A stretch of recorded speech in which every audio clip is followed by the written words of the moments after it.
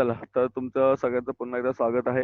प्रश्नपत्रिका आपण कंटिन्यू करत आहोत बघा. तर इथपर्यंत आपले काल आले होते प्रश्नपत्रिका. 1, 2, 3, 4 आपण प्रश्न पाहिले होते. 5वा हा सुद्धा प्रश्न काल पाहिला आपण. आणि 5चा प्रश्न सुद्धा आपला झालेला होता. तुम्हाला प्रश्न क्रमांक 6 मध्ये काय येतं, तुम्हाला यामध्ये काही माहिती तुम्हाला दिलेली असते आणि या माहितीवरून तुम्हाला एक जोड स्तंभालेख काढायचा आहे. आता इथे जोड स्तंभालेख दिलाय. तुम्हाला वेगवेगळ्या प्रकारचे आलेख काढायला विचारतात ते. जोड स्तंभालेख काढायचा आहे. बघा या ठिकाणी.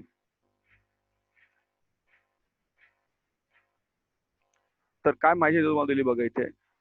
माहिती तुम्हाला काय दिली आहे आणि तुम्हाला काही प्रश्नाची उत्तर पण लिहायची आहेत. तर तुम्हाला दिले भारत आणि ब्राझील यांचे सरासरी आयुर्मान वर्षामध्ये. हा आपण जेव्हा धडा शिकवत होतो तेव्हा तुम्हाला मी सांगितलं होतं की भारत आणि ब्राझील यांचं जे सरासरी आयुर्मान आहे त्यामध्ये तुम्हाला सगळं शिकवलं होतं. तुम्हाला 1990 पासून 1990, 2000, 2010 आणि 2016 या प्रत्येक वर्षात तुम्हाला भारताचं आयुर्मान सरासरी आयुर्मान म्हणजे किती वर्ष भारतातील व्यक्ती जगतो आणि इथे ब्राझीलचं तुम्हाला दिलेलं आहे की किती वर्ष ब्राझीलचं सरासरी व्यक्ती आयुष्य आहे. आता तुम्हाला आधी काय करायचं, तुम्हाला आधी तुम्हाला जोड स्तंभालेख काढायचा आहे, लक्षात घ्या. तर तुम्हाला इथे काढून दाखवलंय का बघूया आपण. असं सांगतो तुम्हाला मी.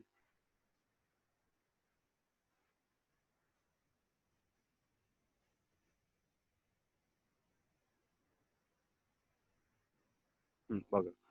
तर आता हा तुम्हाला अशा प्रकारे दाखवलेला असतो जोड स्तंभालेख आपण काढलेला आहे दिलेल्या माहितीच्या आधारे. ठीक आहे. बघा. तर यात काय दिलं का तुम्हाला, हा जो तुमचा वाय अक्ष आहे, हा तुमचा वाय अक्ष आहे वाय. तर या वाय अक्षावर तुम्ही काय दाखवलेलं आहे, तर तुम्हाला इथे सरासरी वय दाखवलेलं आहे. सॉरी, किती आहे तर सरासरी वय आहे. आणि एक मिनिट, गणेश आलेला आहे. आणि जो तुमचा एक्स अक्ष आहे या ठिकाणी, एक्स अक्ष, तर त्याच्यात तुम्हाला काय घेतलेलं आहे तर वर्ष आहे 1990, 2000, 2010, 2016. तर त्यांनी त्यानं दाखवल्याप्रमाणे बघा, 1990 मध्ये इथे तुम्हाला वय दाखवलं, इथे 50 आणि 60च्या मध्ये म्हणजे किती आहे तुमचं इथे 58 का 59 दाखवलं इथे बघा. तर असं प्रत्येकाला दाखवलेलं आहे. जो ग्रे कलर आहे तो आहे भारतासाठी आणि थोडासा लाईट कलर तो असेल ब्राझीलसाठी.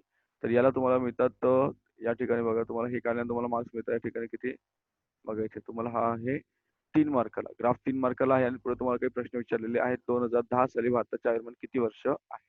2010 साली.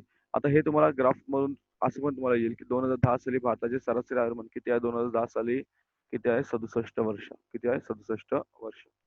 दुसरा प्रश्न बघा, दोन्ही देशांमध्ये सरासरी आयुर्मानातील वाढ कोणत्या दशकात समान आहे? वाढ कोणत्या दशकात समान आहे? वाढ हा लक्षात घ्या. तर इथे बघा, इथे वाढ किती झालेली आहे? इथे 58 आणि 63. किती वाढ झालेली आहे सांगा बरं, वजाबाकी करा. 58, 63 किती वजाबाकी आहे इथे? 5. इथे किती आहे? इथे सुद्धा 5. बरोबर. इथे किती वाढ वाढ आहे? 4. इथे आहे 3. इथे किती वाढ आहे? 4. आणि इथे किती वाढ आहे सांगा बरं, आदित्य आलेला आहे. इथे किती वाढ आहे? 68. कपडे कवर. इथे वाढ किती आहे बघा, तर 1. म्हणजे जर पहिलं जर बघितलं आपण 1990 ते 2000 पर्यंत या दशकामध्ये, 1990-2000 या दशकामध्ये, या दशकामध्ये काय आहे तर वाढ समान आहे. कारण इथे पण 5 ने वाढतं, इथे सुद्धा 5 ने वाढत आहे बघा. तर तुम्हाला उत्तर बघायचं असेल तर आपण इथे परत क्लिअर करू, तुम्हाला इथे कळेल बघा. बघा, आता 1990 आणि 1990 ते 2000, 1990 पासून 2000 पर्यंत जो कालावधी आहे त्या ठिकाणी जी वाढ आहे ती दोन्ही देशांमध्ये समान आपल्याला पाहायला मिळते. दोन्ही देशांनी 5 ने आयुर्मान वाढलेलं आहे 5 वर्षानंतर, 5 वर्षांनी. ठीक आहे. आणि शेवटचा प्रश्न तुम्हाला आहे की दोन्ही दोन्ही देशाच्या सरासरी आयुष्यमानाबद्दल आलेखाच्या वाचनानंतर तुम्हाला काय निष्कर्ष काढता येतो? साहजिकच तुम्ही सांगू शकता की दोन्ही देशाचं आयुर्मान जे आहे ते वाढत चाललेलं आहे. बरोबर की नाही? तर या कालावधीमध्ये आपण काय सांगतो, या ठिकाणी नीट लक्ष द्या स्क्रीनवर. तर या कालावधीत ब्राझीलचे सरासरी आयुर्मान भारतापेक्षा अधिक आहे. ब्राझील तसेच भारताचे सरासरी आयुर्मान वाढत आहे. साहजिकच आहे, तुम्हाला सांगितलं होतं की ब्राझीलमध्ये लोकांचं जे आयुर्मान आहे ते भारतापेक्षा जास्त आहे. तसंच वैद्यकीय क्षेत्रात होणारी प्रगती आणि राहणीमानाची सुधारणा या सर्व गोष्टी कारणीभूत आहे. हाच मग आपल्याला परत इंग्रजीमध्ये पण असं दिलेला असतो, आपल्याला तो काढायचा बघा. प्रश्न परत जाऊया आपण. येस, थोडस आपल्याला दोन्ही मुलांचा अभ्यास घ्यायचा आहे. आपल्याकडे वेगळीशी म्हणतात ना, वेगळा आपला वेळ देतात नाही मुलांना. डोंट वरी, आपण प्रत्येक विषयाला जस्टिफाय करतोय प्रत्येकाला. सो यू हॅव गिवन, काय दिलं क्वेश्चन बघा इथे. So prepare a multiple bar graph. You have to prepare a multiple bar graph and write the answers. Average life of India and Brazil. The years are given to you. Years 1990, 2000, 2010 and 2016. 2000, 2016. आता जर समजा या वर्षीचा graph त्यांनी विचार केला 2020चं आयुर्मान काढलं तर नेक्स्ट इयर तुम्हाला काय मिळतं 2020 होऊन जाईल. सो इंडियाचा एरिया आहे 58, 63, 67, 68. Brazil 65, 70, 73, 75. This is the average life expectancy. समजा average life expectancy. तर तुम्हाला असं याचा y आणि तुम्हाला x आणि तुम्हाला इथे जॉईंट बार ड्राईव्ह करायचं मल्टिपल समजतं तुम्हाला. असं आपण काढू ना रेग्युलर तुम्हाला त्याप्रमाणे काढायचं आहे. हे तुम्ही शिकलेलं पण आहात. तर आधी ग्राफ बघूया let's see and then come to the question. हा बघा इथे ग्राफ आहे तुमचा. दिसतो तुम्हाला ग्राफ सगळ्यांना. तर लेफ्ट हँड साईडला तुमचा जो आहे ना ऍक्च्युली ग्राफ तुमचा असा येत नाही लक्षात घ्या. हा तुम्हाला कम्प्युटर ग्राफ आहे त्यामुळे तुम्हाला असा दिलाय. असा ग्राफ आपला येत नाही जेव्हा मी तुम्हाला ऍक्च्युली सांगेल. आता समजा आता मागे एवढं आपला वे नाहीये क्लासमध्ये आपण ओपन जे आपण ऑफलाईनच घेत नाही आहोत. मी तुम्हाला ऑलरेडी सांगेल कसा काढायचा. हा जो ग्राफ आहे हा ग्राफ कम्प्युटर ग्राफ लक्षात घ्या. हा कम्प्युटर काढलेला आहे त्यामुळे तो तुम्हाला तसं दिसतं. परंतु आपल्याला असा ग्राफ काढायचा नाही असा काढायचा नाहीये. तर तुम्हाला इथे असं व्यवस्थित तुम्हाला इथे वाय अक्ष असतो. या ठिकाणी एक्स अक्ष असतो. वाय ऍक्सिस एक्स ऍक्सिस ठीक आहे. आणि मग तुम्हाला तो नीट काढायचा आहे. समजा क्वेश्चन बघा इथे की फर्स्ट क्वेश्चन काय तुम्हाला इथे की what was the average life expectancy of India in 2010 in 2010. So in 2010 the life expectancy of India was 63 years. How much? It was 63 years. Question number 2. In which decade? Decade म्हणजे 10 years. लक्षात घ्या. Decade means what? 10 years. 10 years ला decade म्हणतो आणि 100 years ला century म्हणतो आपण. समजा? Then in which decade is the increase in life expectancy of both countries same? Both countries the same तुम्हाला विचारलेलं आहे. So if you see here guys, life expectancy आता इथे बघा इथे here there is increase in 5, here there is increase in 4, इथे expectancy वाढलेली आहेत 1. ब्राझील मध्ये बघा इथे 5, here increase in 3 and here it is increasing 4. Getting? So 5, 4, 1, 5, 3, 4. So if you see here तुम्हाला इथे दिसेल समोर स्क्रीनवर सगळ्यांना की what can you say here की 19 आणि याच्यामध्ये इथे बघा याच्यामध्ये दिसतंय. तर दोन्ही देशामध्ये life expectancy is increase by 5 years. Okay समजतंय. आणि लास्ट क्वेश्चन आहे की what conclusions can you draw from after reading the graph in life expectancy of both countries. काय झालं? हा ठीक आहे. So your answer would be like बघा इथे. So Brazil's life expectancy has been more than India in all decades. प्रत्येक 10 वर्षामध्ये ब्राझीलची जी life expectancy it is greater and you can see here it is increasing in both the countries due to improved medical facilities and standard of living. Getting guys समजते सगळ्यांना. चला पुढचा question पाहूया आपण बघा. कुठे आहोत इथे. आता याला तुम्हाला ऑप्शन आहे बघा. इथे त्यांनी काय दिलंय तुम्हाला हा जो प्रश्न आहे ना या 6 मार्काला तुम्हाला ऑप्शन आहे. 6 पैकी 3 मार्क इथे असतात आणि 3 मार्क तुम्हाला इथे असतात. जर तुम्हाला वाटलं की बाबा मला हे सोडवायचं नाहीये तर तुम्हाला काय करायचं किंवा तुम्हाला पुढचा जो ऑप्शन आहे तो माझ्यामध्ये जो पुढचा प्रश्न आहे ना तो तुमच्यासाठी सोपा आहे. कारण याच्यात वेळ घालवण्यापेक्षा पुढचा जो प्रश्न आहे तुम्हाला ग्राफ आलेख वाचायचा आहे. मग हे सोपं असं माझ्या मते तुम्हाला काय वाटतं ते तुम्ही बघायचंय. हे पण तसं सोपंच आहे. यात मध्ये तुम्हाला एक आलेख दिलेला आहे याचं वाचन करून तुम्हाला 6 प्रश्नांची उत्तरं द्यायची आहेत बघा इथे दिसतंय. हे पण 6 मार्काला आहे तुम्हाला. हा पण तुम्हाला ऑप्शन आहे. जेणेकरून तुम्हाला दोन्हीपैकी एक सोडवायचं आहे. लक्षात घ्या. दोन्ही सोडवत बसायचे नाहीत. तर जर आपण ग्राफकडे बघितलं थोडं मोठं करू का तुमच्यासाठी का दिसतंय सगळ्यांना? मोठं करू का? बघा बरोबर आहे सर्वांना. बघा बरं आर्यन थोडं मोठं करायचं का? झूम करू? झूम करू का? का बरोबर आहे? बरोबर आहे सर. ठीक आहे. ठीक आहे. सगळ्यांना जर व्यवस्थित दिसत असेल तर काही प्रॉब्लेम नाहीये. 2 मिनिटं द्या मला मी चालू करतो. 1 सेकंड 57. 1 सेकंड बाळांनो चालूच करू. 2 मिनिटं थांबा जरा. मला एक काही मेसेजेस आहेत ते जरा बंद करू द्या.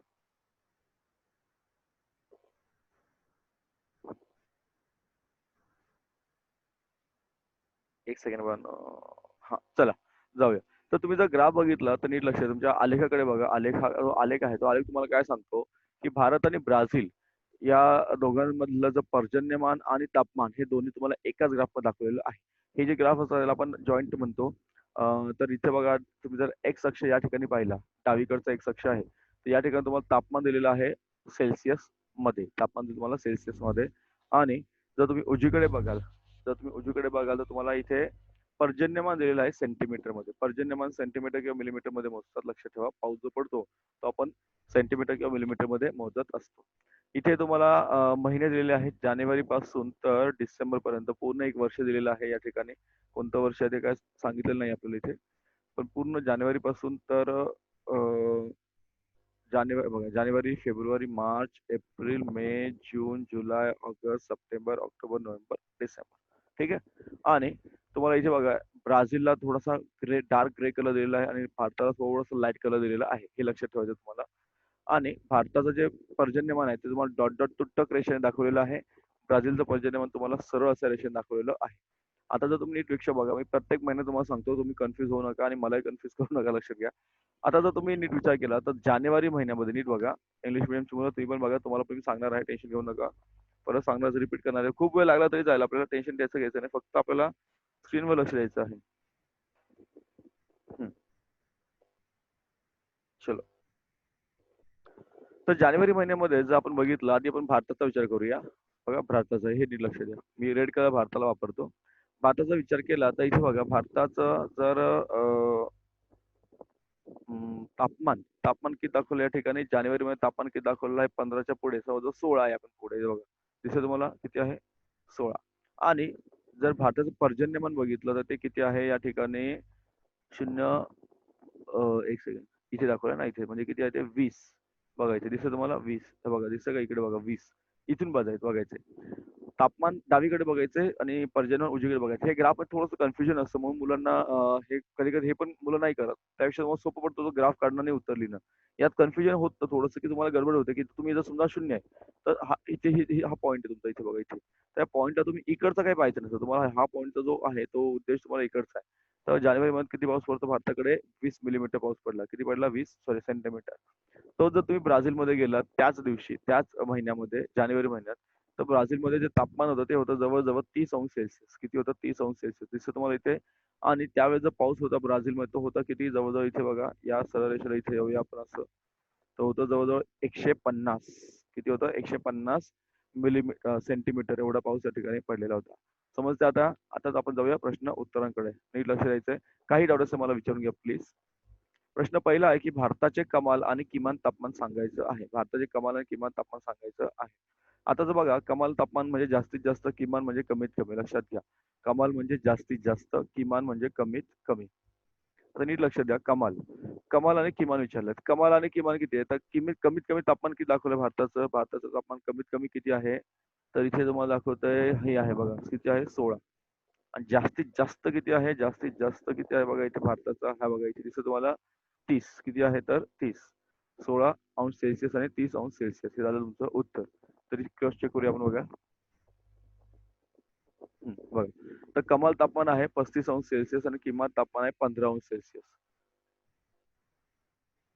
35 पर्यंत गेले का? इथे 35 काय दाखवत नाही ग्राफ मध्ये. उत्तर माझ्यामध्ये थोडीशी इकडे तिकडे झाली उत्तर. पण 35 काय भारतात दाखवत नाही कुठे, त्यामुळे ते उत्तर मला थोडेसे कन्फ्युज वाटतंय. टेन्शन घेऊ नका. पुढे बघा काय क्वेश्चन आहे पुढचा. भारत व ब्राझीलच्या पर्जन्याच्या काळामध्ये तुम्हाला कोणता फरक पाहायला मिळतो? आता भारतामध्ये जो पाऊस पडतो तो कोणत्या काळात पडतो आणि ब्राझीलमध्ये कोणत्या काळात पडतो ते तुम्हाला पाहायचं आहे. भारतामध्ये आवाज बंद ठेवायचा आहे मंडळी. आर्यन शिंदे आवाज बंद ठेवा. आर्यन शिंदे. हा गुड. चला, कोण आलंय नवीन जुनं? आर्यन शिंदे 2 वेळा कसा दिसतो मला?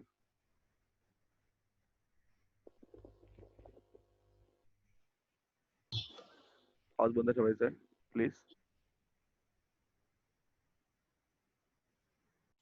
तर पुढचा प्रश्न काय होता? तर पाऊस कुठे होतो बघा. जर तुम्ही ग्राफ नीट बघितला तर तुम्हाला कळेल की बघा, भारताचा विचार केला तर भारतामध्ये या 4 महिन्यात जास्त पाऊस पडतो. बरोबर? कोणकोणते महिने आहेत ते? मे तर नाही, म्हणजे इथे मे मध्ये पडलेला आहे यावर्षी मे. समजा त्यानंतर आहे तुमचा ऑगस्ट वगैरे ठिकाणी जास्त पाऊस पडतो. ऑगस्ट मध्ये जास्त पाऊस पडत आहे. आणि ब्राझीलमध्ये जर पाहिलं तर ब्राझीलमध्ये तुम्हाला फक्त जानेवारी महिन्यात जास्त पाऊस पडतो या ठिकाणी पाहतोय. तर उत्तर काय बघा आपल्याकडे. हा. तर भारताचा जो पर्जन्याचा काळ आहे तो मे पासून ऑक्टोबर पर्यंत असा आहे. त्याच्याबरोबर ब्राझीलचा काळ आहे नोव्हेंबर ते एप्रिल असा आपल्याला पाहायला मिळतो. पुढचा प्रश्न बघा. मी रिपीट करणार आहे. इंग्रजीवाले टेन्शन घेऊ नका. तुम्हाला पण रिपीट करणारे प्रश्न. पण हे समजून सांग थोडा वेळ लागतो मला. पुढे आहे ब्राझीलमध्ये कोणत्या महिन्यात कमी पर्जन्यमान होते? सगळ्यात कमी पाऊस कोणत्या महिन्यात होतो ब्राझीलमध्ये? तर ब्राझीलचा विचार करा तुम्ही. कोणत्या महिन्यात कमी पाऊस पडतो ब्राझीलमध्ये बघा. तर ब्राझीलचा जर विचार केला, ब्राझील कुठे आहे? ब्राझील हा. तर कमी पाऊस पडतो कुठल्या महिन्यामध्ये? ऑगस्ट महिन्यामध्ये. कोणत्या महिन्यामध्ये कमी पाऊस पडतो बघा इथे? ऑगस्ट महिन्यात. दिसतो तुम्हाला? कमी पाऊस पडतो ऑगस्ट महिन्यामध्ये. दिसतंय सगळ्यांना? बघा. तर ऑगस्ट मध्ये कमी पाऊस पडतो बघा ब्राझीलमध्ये. ठीक आहे. तेच आपण भारताचा विचार केला, तोच आपण भारताचा विचार केला या ठिकाणी, तर काय प्रश्न पुढे बघा तुम्हाला, की भारतामध्ये कोणत्या महिन्यात जास्त पाऊस पडतो? तर साहजिकच आहे भारतामध्ये ऑगस्ट महिन्यात जास्त पाऊस पडतो. बरोबर. या ठिकाणी दाखवलेलं पण आहे आपल्याला आणि आपण माहित पण आहे की भारतामध्ये ऑगस्ट महिन्यामध्ये जास्त पाऊस पडतो बघा इथे. भारताची जी रेषा आहे ऑगस्ट महिन्यात सगळ्यात जास्त पाऊस पडलेला आहे. तो किती पडलेला आहे? जवळजवळ 170 सेंटीमीटर पडलेला आहे. आणि हे तुम्हाला माहित आहे की आपल्याकडे साधारणतः ऑगस्ट मध्येच पाऊस जास्त पडतो. यावर्षीच उलट झालं आणि सप्टेंबर मध्ये खूप पाऊस पडलाय. असो निसर्गाच्या पुढे आपल्याला जाता येत नाही. चला पुढे बघा. तर पुढचं आहे की भारतामध्ये कोणत्या महिन्यात कमी पर्जन्यमान होते आणि ब्राझीलमध्ये कोणत्या महिन्यात जास्त तापमान आहे? ठीक आहे. तर भारताचा विचार करा. जानेवारीमध्ये सगळ्यात कमी पाऊस पडतो आणि ब्राझीलमध्ये सगळ्यात जास्त तापमान असतं जानेवारी महिन्यात. चला हाच पूर्ण ग्राफ मी थोडा रिपीट करतोय. इंग्रजीवाल्यांसाठी सुद्धा त्यांना समजलं पाहिजे की नेमकं काय आहे काय नाही. Let's see guys. आणि पुढे बघा. हा. यू हॅव गिवन अ हा तुम्हाला ग्राफ दिलेला आहे. You have to read this graph and answer some of the questions. Temperature and rainfall in Brazil and India is given to you. If you see here, left hand side ला तुम्हाला दिलेलं temperature in Celsius. इथे तुम्हाला दिले months. जानेवारी, फेब्रुवारी, मार्च, एप्रिल, मे, जून, जुलै, ऑगस्ट, सप्टेंबर, ऑक्टोबर, नोव्हेंबर, December. And on right hand side, your rainfall is given to you. काय तुम्हाला rainfall is given to you. Getting? इथे बघा कलर बघा तुम्हाला असे प्रकार दिलेले आहेत. India temperature, Brazil temperature, India rainfall, Brazil rainfall. Getting? So the questions are ask to you. हे 6 क्वेश्चन्स आहेत. हे तुम्हाला ऑप्शन लक्षात घ्या मागे सांगितल्याप्रमाणे. either 6A or 6B. 6A करा किंवा 6B करा. You have some options here. काय प्रश्न बघा पुढचा. So what is the minimum and maximum temperature of India? If you see the graph, the minimum and maximum temperature of India is what? 35 and 15. म्हणजे त्याच्यानुसार actually 35 पण जात नाही, पण ते ग्राफ मध्ये दाखवलं काय माहित नाही. 35 and 50 दाखवलेलं आहे. सेकंड क्वेश्चन तुमचा, what difference do you find in rainy period of Brazil and India? If you see the difference, what will be the difference, guys? So in Brazil, the rainfall is from November to April, and in India, the rainfall is between May to October. May to October. जास्त पडतो तो August मध्ये. Second question तुम्हाला की in which month does Brazil get less rainfall? तर ब्राझीलला सगळ्यात कमी पाऊस कुठे पडतो? लेस रेनफॉल पडतो तो म्हणजे ऑगस्ट मध्ये. Okay. It is found in the August. And if you consider the India, बरोबर, in which month does India get higher rainfall? Higher rainfall भारतामध्ये कुठे पडतो बघा. तर it is in the August, in the month of August. तुम्ही graph बघाल तुम्हाला graph मध्ये पटकन कळेल. I have already explain to you. In which month does India get lesser rainfall? Lesser rainfall कुठे आहे भारतामध्ये? तर ऑब्विसली इन द जानेवारी. जानेवारी सगळ्यात कमी पाऊस पडतो आपल्याकडे. ऑलमोस्ट पडत नाही म्हटलं तरी चालेल. ठीक आहे. अँड क्वेश्चन काय पुढचा last question. In which month get does Brazil have higher temperature? सगळ्यात जास्त टेम्परेचर कुठे असतं ब्राझीलमध्ये? It is in the month of January. It is in the month of January. वाटल्यास ग्राफ मध्ये बघा तुम्हाला इथे कळेल. जानेवारी दिसतंय. जानेवारी मध्ये टेम्परेचर ऑलमोस्ट त्याचं किती आहे? 30 टेम्परेचर आहे. 30 डिग्री सेल्सिअस. ओके गाईस. चला जाऊया पुढे. पुढचा प्रश्न आहे, जो शेवटचा प्रश्न आहे तुमचा, सविस्तर उत्तर तुम्हाला लिहायचे आहे कोणतेही 2. प्रश्न पहिला आहे तुम्हाला की भौगोलिक क्षेत्रफेटीमुळे कोणत्या भौगोलिक ज्ञानात वाढ होते ते तुम्हाला सोदाहरण स्पष्ट करायचं आहे. क्षेत्रफेटीमुळे कोणत्या, एक सेकंड. हा. तर क्षेत्रफळामुळे कोणत्या भौगोलिक ज्ञानात वाढ होते ते मला उदाहरण स्पष्ट करायचं आहे. तर उत्तर तुमच्याकडे ऑलरेडी दिलेली असतात, फक्त ते मुद्दे दिलेले आहेत. तुम्हाला त्याचे पूर्ण वाक्यरचना बनवायची आहे. बघा, तुम्हाला सांगितलं होतं मगाशी मी, मुद्दे तुम्हाला दिलेले आहेत. तुम्हाला त्याच्यासाठी काय करायचं आहे, तुम्हाला व्यवस्थित त्याचे पॉइंट्स दिले आहेत. तुम्हाला वाक्य तयार करायचे आहेत. तर मुद्दे काय आहेत, तर क्षेत्रफळामुळे तुम्हाला विविध स्थान, हवामान, भूरचनेची माहिती मिळत असते. लोकांच्या संपर्कातून तुम्हाला त्यातील संस्कृती कळते, आहार कळतो, पेहरावाची माहिती मिळत असते. तुम्हाला 2 प्रदेशामध्ये तुलना करता येते. विशिष्ट घटकानुसार तुम्हाला प्रश्नावली सुद्धा तयार करावी लागते. कारण प्रत्येकाचे प्रश्न वेगळे असतात. प्रत्येका ठिकाणी जाण्यासाठी तुम्हाला वेगवेगळे प्रश्न आणि वेगवेगळ्या समस्या लोकांच्या असतात. चला पुढे जाऊया.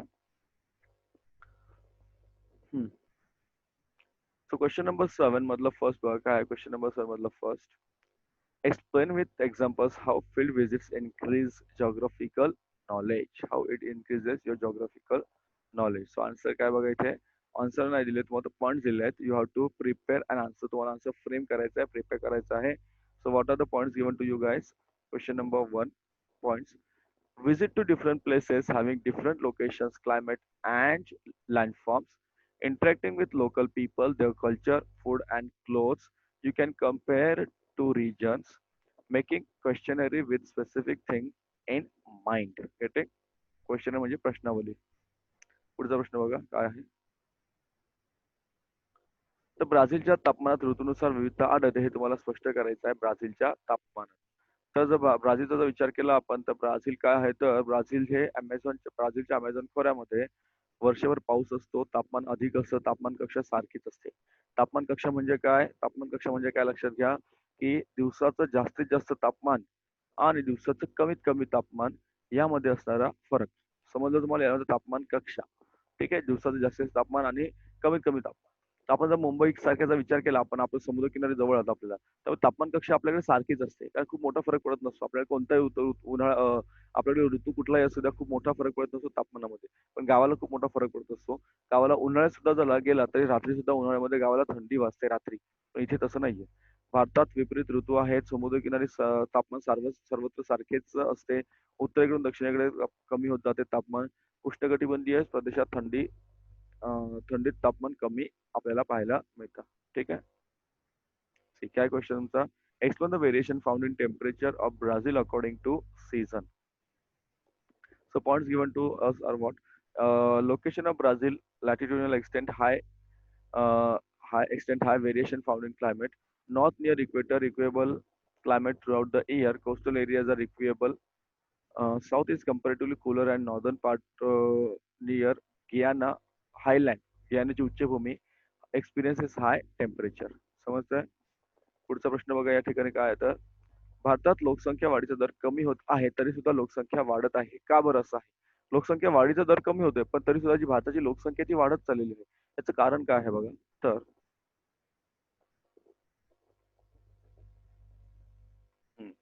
त्याचं कारण असं आहे, की पहिली गोष्ट म्हणजे लोकसंख्येमध्ये वाढ होत चाललेली आहे. जन्मदर हा मृत्यूदरापेक्षा अधिक आहे, लक्षात घ्या. जेवढी जास्त मुलं जन्माला येतात त्याच्यापेक्षा कमी वृद्ध माणसं किंवा कोणीही त्याचा जो मृत्यूदर आहे तो कमी आहे आणि जन्मदर जास्त आहे. वृद्ध दर कमी होत आहे कारण जन्मदर आणि मृत्यूदरातील फरक हा अधिक नाही, लक्षात घ्या. हा अधिक आहे का नाहीये. समजतंय? बरोबर. चला सेम क्वेश्चन आहे, रिपीट करूया. So you explain the growth of rate of population in India is decreasing, but population is increasing. मग इथे तुम्हाला एनी टू सॉल्व्ह करायचे. 4 मार्काचा एक प्रश्न लक्षात घ्या. 8 मार्काचे प्रश्न आहेत ते. 4 मार्काचा एक प्रश्न आहे या ठिकाणी. So the reasons are what guys? Let's see. So population increases, but birth rate is more than death rate.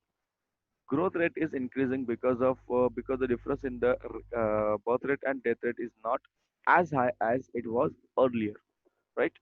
And now final question तुमचा आहे की भारतीय वन्य प्राण्यांचे संरक्षण आणि वनसंवर्धनासाठी तुम्हाला काही उपाययोजना सांगायच्या आहेत. काय उपाययोजना करतील बघा तुम्हाला इथे. तर हा तर भारतामध्ये जे प्राणी आहेत बघा, भारतामध्ये सॉरी, तर भारतामध्ये वन्य प्राणी समृद्ध आहे. त्यांचा अधिवास, त्याचं जे हॅबिटॅट आहे, अधिवास आहे, नष्ट होण्यापासून तुम्हाला रोखायचं आहे. राष्ट्रीय उद्यान आपल्याकडे आहेत, अभयारण्य आहेत, यांची संख्या आपल्याला वाढवावी लागेल. कायदे कडक करावे लागतील. कायदे कसं करावे लागतील, तुम्हाला कडक कायदा करावा लागेल. तुम्ही प्राण्यांची शिकार करता येणार नाही, प्राण्यांची तस्करी करता येणार नाही तुम्हाला. शेत जमिनीसाठी वनक्षेत्र घेऊ नये, खाणकाम कमी करावे. तर वनक्षेत्र जंगल जर शेतीसाठी घेतलं तर नक्कीच त्यातले जंगल तोड होते, झाडं तोडली जातात, शेती केली जाते. खाणकाम असेल तरी सुद्धा तीच परिस्थिती त्या ठिकाणी उद्भवते. आणि लोकांमध्ये सगळ्यात महत्त्वाचं आहे लोकांमध्ये जागरूकता वाढवावी. आता खूप जागरूकता वाढवत चाललेली आहेत. लोकं सुद्धा त्याप्रमाणे प्रयत्न करत आहेत. परंतु म्हणतात ना, की काही गोष्टींमध्ये आपल्याला कुठे ना कुठे अपयश मिळत चाललेलं आहे. So suggest measures for the conservation of wildlife in India and forest conservation. Yes. So the points are that conservation of wildlife, restricting wildlife trading and hunting, declaring more national parks and sanctuaries, giving more importance to endangered animals. Sorry, forest conservation, controlling felling of trees and afforestation and social forestry programs to be implemented. Getting guys? समजतंय? तर तुम्हाला इथे पण option आहे आणि any two तुम्हाला solve करायचे असतात.